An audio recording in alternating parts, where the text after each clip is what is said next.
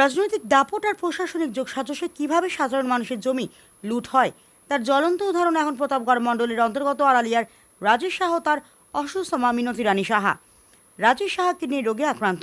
উন্নত চিকিৎসার জন্য টাকার প্রয়োজনে নিজেদের জমি বিক্রি করতে গিয়ে জানতে পারলেন ৩৩ বছর ধরে নিজেদের দখলে থাকা জমি 2015 সালে সিপিআইএম আমলের এক জমি মাফিয়ার নামে বেআইনিভাবে মিউটেশন হয়ে গেছে। 1992 সালে কেনা জমি আজ পরের নামে। রাজেশ সাহার মা মিনতি রানী সাহা 1992 সালে আড়ালিয়া এলাকায় রেজিস্ট্রিকৃত দলিলের মাধ্যমে এক টুকরো জমি কেনেন। জমি কেনার কিছুদিন পরেই রাজেশের বাবা মারা যান। এরপর আর্থিক অনটনের কারণে মা ছেলে অন্যত্র বসবাস শুরু করেন।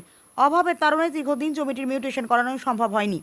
অভিযোগ এই সুযোগটাই কাজে লাগান বাম আমলের কুখ্যাত জমি মাফিয়া ভজন দাস। অসহায় অসুস্থ রাজেশের অভিযোগ 2015 সালে চতুরতার মাধ্যমে জমি মাফিয়া ভজন দাস অবৈধভাবে জমিটি নিজের নামে মিউটেশন করিয়ে নেন এবং জমি দখল করে নেয়। এদিকে 2021 সালে রাজেশ সাহা গুরুতর অসুস্থ হয়ে পড়েন। চিকিৎসকরা উন্নত চিকিৎসার পরামর্শ দেন। চিকিৎসার খরচ জোগাড় করতে মা তাকে জমিটি বিক্রির কথা বলেন, কিন্তু প্রয়োজনীয় কাগজপত্র তুলতে গিয়ে রাজেশ হতবাক। দেখা যায় তার মায়ের কেনা জমি এখন রেকর্ডে ভজন দাসের নামে। হতাশ হয়ে রাজেশ এসডিএম সদরের কাছে আরটিআইয়ের আবেদন করেন। আরটিআইয়ের রিপোর্টে স্পষ্ট বলা হয়েছে জমির প্রকৃত মালিক এখন রাজেশের মা, কিন্তু দখলে রয়েছে নাম জমি মাফিয়া ভজন দাসের। রাজেশ বলেন, আমি একজন কিডনি আক্রান্ত রোগী, আমার মাও অসুস্থ। বাঁচার জন্য জমিটা বিক্রি করতে চেয়েছিলাম, কিন্তু জমি মাফিয়া ভজন দাসের সাঙ্গপাঙ্গরা মিলে মিনতি রানী সাহার জমির পর্চা নিজেদের নামে করে রেখেছে। প্রশাসনের কাছে ন্যায় বিচারের দাবি জানিয়েছে অসহায় রাজেশ সাহা ও তার মা মিনতি রানী সাহা। প্রশাসনের কাছে এই জমি ফিরিয়ে দেওয়ার এবং দোষীদের বিরুদ্ধে কঠোর ব্যবস্থা নেওয়ার দাবি জানিয়েছেন।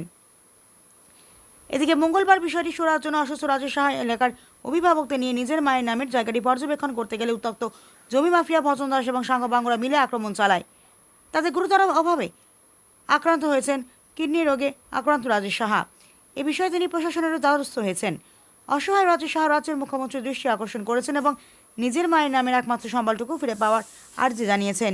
আমার নাম রাজেশ সাহা, আমি একজন কিডনি পেশেন্ট। আমি অর্থের অভাবে চিকিৎসা ঠিক মতো করতে পারি নাই, যার ধরুন আমি আমার মানে মা অনেক দিন আগে একটা জায়গা ক্রয় করেছিল।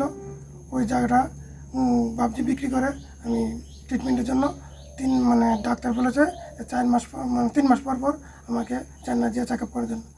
যেহেতু অর্থের সংকট, তার জন্য আমি এই মার জায়গাটা বিক্রি করার জন্য যখন আমি ভজন দাস থেকে কিনছিলাম, ওই জায়গাটা বিক্রি করানোর যখন ফিল্ড ফেরিশন যায়, যে দেখি ওনারা এই আমাদের জায়গাটা পর্চা করে ফেলেছে ওনাদের নামে, মানে ভজন দাসের নামে।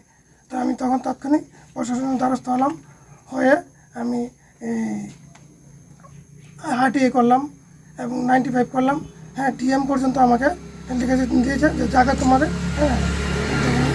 এমনকি এগুলো আমার দলিল, আমার মা যে জায়গাটা কিনেছে এটা অরিজিনাল দলিল। আমি তো হতবাক হয়ে গেলাম, কী করে সম্ভব আমার জায়গা ওরা কী করে পর্চা বের করবে। তখন আমি পাড়ার অভিভাবক যারা আছে, এলাকাবাসী যারা আছে, বারবার আমি তাদের কাছে যে আমার বেতনটা সুরা করার জন্য কাগজে মিনতি করি। দেখা গেল তারা দেখবো দেখছি করে আর করে না। এখন দেখতে আমার খুবই সংকট অবস্থা, অর্থের জন্য কিছু করতে পারেন তারা। এই কষ্ট থেকে আমাকে বলছে ঠিক আছে, আমি অ্যাকচুয়ালি দেখবো আমরা কী দিচ্ছে বলে পাড়ার অভিভাবকরা গতকালকে আমাকে নিয়ে তাদের বাড়িতে গিয়েছে যে কী হয়েছে জিনিসটা দেখার জন্য।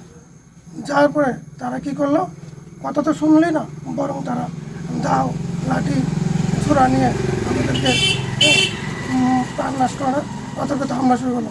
এমনকি আমি একজন কিডনি পেশেন্ট, এই দেখেন আমি একজন কিডনি পেশেন্ট, তারপর আমাকে লাথি মেরে ওরা পালিয়ে দিয়েছে। আমি কোনো প্রাণ বাঁচিয়ে মানে এসেছি। আরও কয়েকবার আমি গেছি, তারা আমার ভয়ভীতি দেখা এলাকা তারা থাকতে পারবে না, প্রাণে মেরে ফেলবে। এমনকি বাংলাদেশ চাষ প্রাণে বাঁচতে চাষ, তারা এখান থেকে সরে যায়। আমি আজকে 10-15 বছর হয়েছে বলদাগাল ভাড়া থাকি। শুধু আমার নিজস্ব জায়গা থেকে আমি চিকিৎসা করতে পারতেছি না অর্থের জন্য। আমি নিরুপায় আমি কালকে এই ঘটনাটা তারা সংগঠিত করেছে এবং এলাকাবাসী আমার ব্যাপারটা সুরা করার চেষ্টা করছে। এই হলো আমার বক্তব্য। আমার মা মিনতি সাহা। কার কাছ থেকে কিনছিল? ভজন দাসের থেকে কিনছে। তারপর আপনি কবে জানতে পারছেন? ব্যুরো রিপোর্ট, হাল্লা বোল।